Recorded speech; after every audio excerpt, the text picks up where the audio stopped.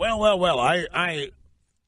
I certainly hope everybody watching, if you are watching, this disgrace CNN put on last night with trying to call that a town hall. I hope if you watch that, you see what I'm talking about. I hope you noted how the last thing that was about last night was the safety of children. It had nothing to do with what was going on last night. Anyway, greetings, folks. As always, great to have you with us, and thank you for joining us. Telephone number, if you want to be on the program, Rush Limbaugh here at 800-282-2882, and the email address, lrushbo@eibnet.us. The media just cannot stop fawning over the courage and the high moral standing of the Parkland students, those who rushed the stage last night at the CNN so-called town hall and told NRA spokeswoman Dana Loesch that they wished she would burn, meaning literally burn or burn in hell. It wasn't just Parkland students in this crowd last night. I think it was about 5,000 people there. And the moderator, Jake Tapper, didn't do very much at all to keep the thing civil and to keep it going. Dana Loesch and Marco Rubio basically showed up to be thrown to the lions, is what happened last night. And that's exactly, there was no appreciation shown.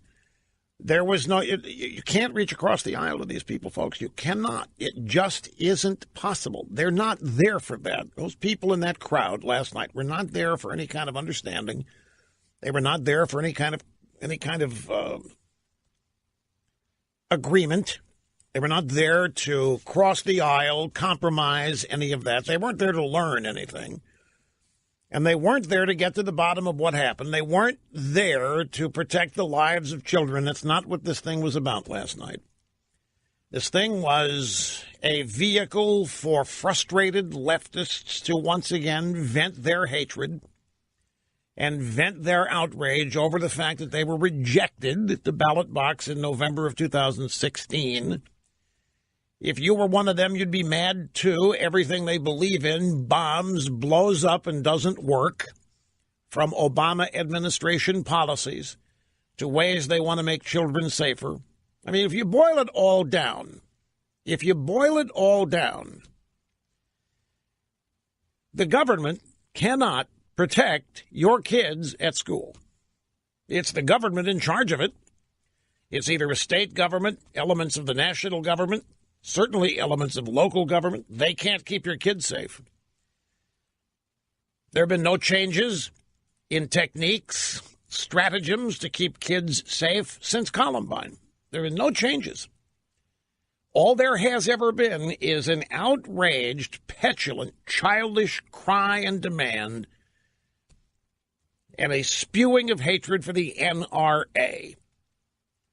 Meanwhile, actually stopping these events, discussing ways to prevent and stop these events, is met with jeering and allegations of racism and bigotry, the usual insults that the left begins to shout. They are vacant intellectually, they are vacant in terms of ideas, and they are governed entirely by a continuing and building rage and hatred for anything that is in opposition to what they claim to believe. It was reported, was it not, early on that this perp, Nicholas Cruz was bullied in this school. Is that true, Mr. Snerdley? Have you read that that's one of the features? You read that he was the bully, that Nicholas Cruz was not necessarily bullied, that bullying Nicholas Cruz had nothing to do with turning him to the monster that he was the bully, that he was the aggressor. You sure you haven't seen anywhere that he was bullied? Do that. Double check for me. Find out. It shouldn't be difficult. A keyword search.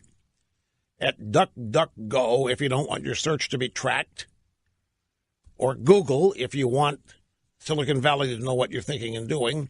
Just in your search term, just put Nicholas Cruz and bullying. See what you get. See what happens. We'll get into this in more detail, but it was exactly what I thought this event was going to be. It's exactly what I predicted that it was going to be. And I'm not being lazy and copping out by saying, hey, I told you it was going to be that way. That's not the point. The point is anybody could tell what this was going to be from the moment CNN puts their countdown clock up there. It didn't take long for anybody to realize what was really the purpose of this so-called town hall last night. And I asked the question, what's the point of showing up? And I know there are Republicans who say, Rush, we have to show up. We can't live in a vacuum here. We got to show up. We got to meet them. We got to try to reach them. We got to reach across the aisle. We got to try to make them understand. This is not the place to do it. An event sponsored by and moderated by CNN is not the place to do this. It's a setup. It always will be a setup. There is never a circumstance where it is otherwise. It's always a setup for the Republicans/conservatives who were there. So Mr. Snerdley's search is proving fruitful, because I thought I had seen this. Can you give me a source for what you're typing up there? Miami Herald. Nicholas Cruz was mocked, he was ridiculed, and he was bullied. He was ostracized for his odd behavior.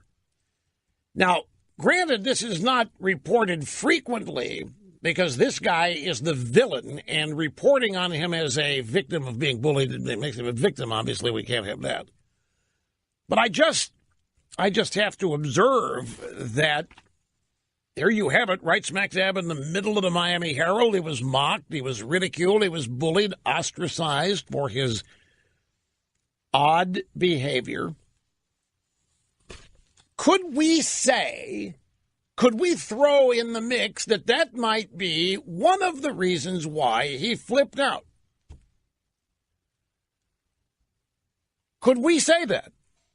Well, it is said about others quite frequently. They were bullied, they were mocked, they were laughed at, they were made fun of.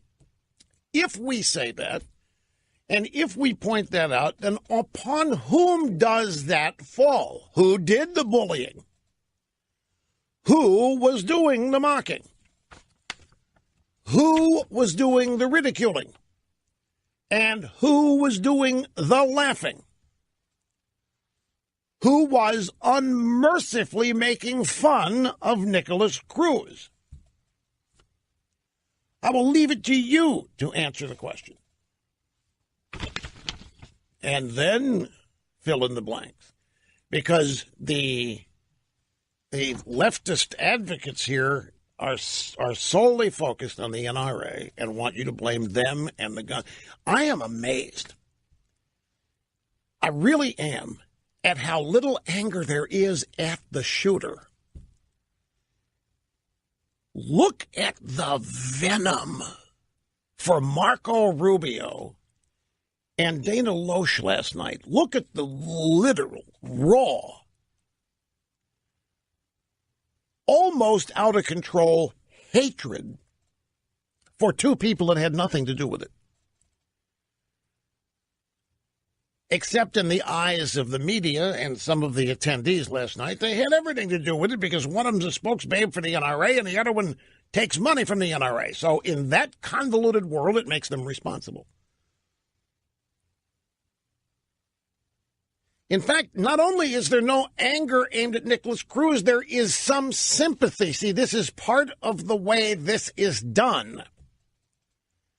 There can be only one villain here, and it has, well, two villains, the NRA and the guns. And then, of course, the subsets consisting of people accused of supporting the NRA and accepting money from the NRA. Why is there not much anger at the guy who actually murdered 17 students. But the level of outrage, I'll tell you something else. At this rally last night, and that's what it was. It was a rally. It was not a town hall. All 5,000 people there last night were not students. The entire student body at the Parkland High School was not there. Some were there. So I wonder how it was staffed. And yes, the audience was staffed. I wonder how it was assembled and put together. But regardless, whatever it was a setup. Now contrast that with the meeting in the White House yesterday afternoon that President Trump decided to televise in its entirety. That was something that we haven't seen before. It was an actual, it was heralded and promoted, advertised as a listening event, and that's exactly what the president did.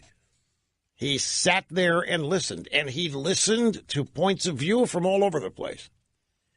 And even those who were enraged and angry and still upset over what happened still thanked the president for hosting the meeting, thanked the president for his leadership. That meeting in the White House yesterday had to further enrage and anger the media and the left watching it, because they wanted the people in that meeting to be universally opposed to Trump and engaged in the same kind of hatred that CNN put on last night. They wanted to see that.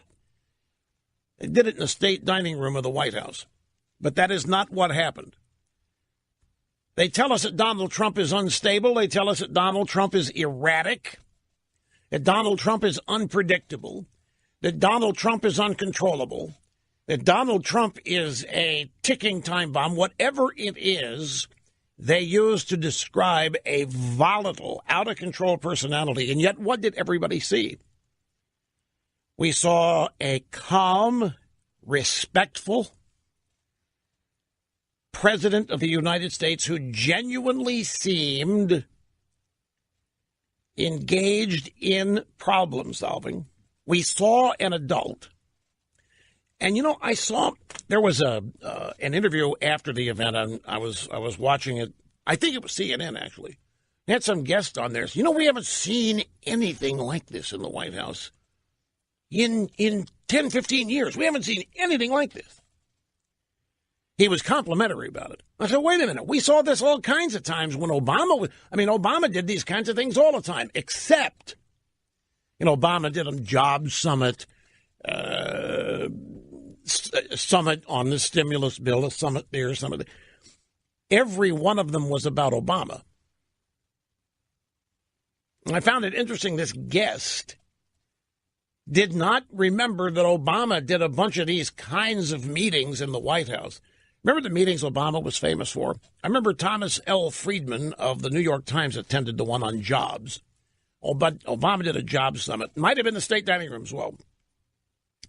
Obama had a bunch of people. He assigned them into groups of 4 and then sent each group to a corner of the room where they were to meet, come up with solutions, and then return to the center of the room at 5 p.m. to report to Obama, at which time Obama announced the problems solved. I got the biggest kick out of that because it was classic liberalism. Don't solve anything. Just talk about it.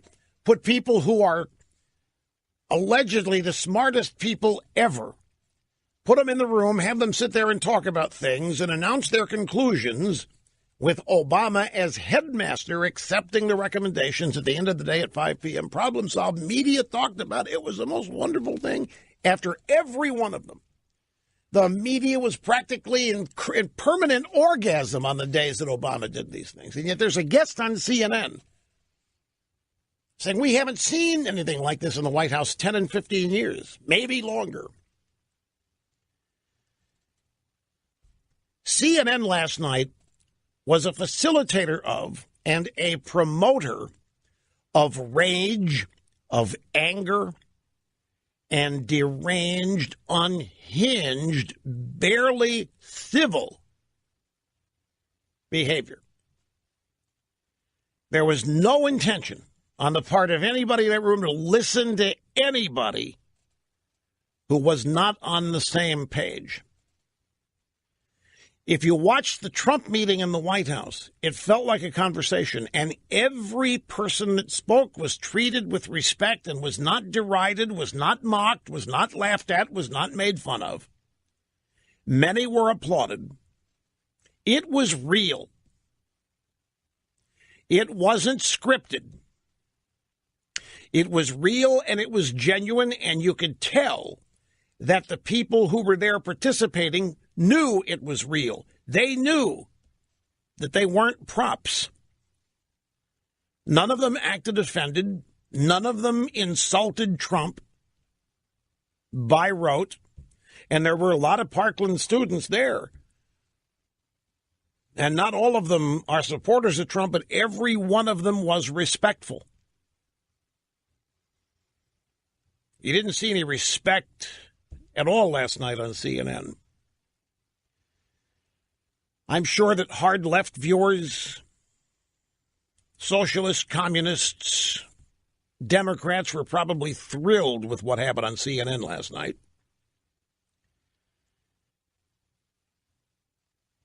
But nothing was accomplished. I'd take it back. A lot was accomplished. The NRA was bashed. The career of Marco Rubio was bashed, as the Republicans, conservatives were bashed, were insulted, were the targets of a barely controllable rage. But in terms of having anything meaningful toward a solution, the CNN event may as well not have even happened. Take a brief time out. We'll continue after this. Don't go away.